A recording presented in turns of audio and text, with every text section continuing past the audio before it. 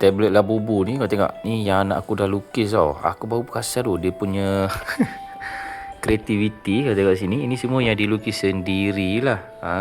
Jom kita klik satu. Ini dia tak muka dia kat sini. And then nampak ni dia belajar menulis. Ni tengok dia buat sendiri. Dia main sendiri je tablet ni, tak payah ajar. Ni yang ni hasil dilukis sendiri, panda. Nampak tu.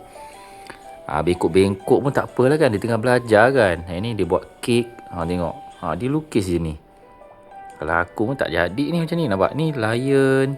Cuma aku tanya hari tu kan, ni apa? Tiger. Dia kata, bukan, ni lion. Dia tengah belajar lagi. Nampak? Ini poni dilukis daripada scratch, daripada kosong. Daripada kosong ni macam ni. Ini galeri. Kalau nak lukis kan, kau pergi kat sini.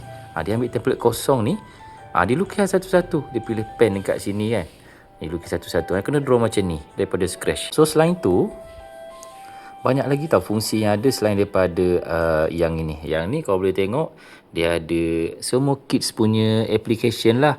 Banyak guys. Tengok apps yang tak harm tu budak-budak lah. Selamat untuk diorang belajar saja.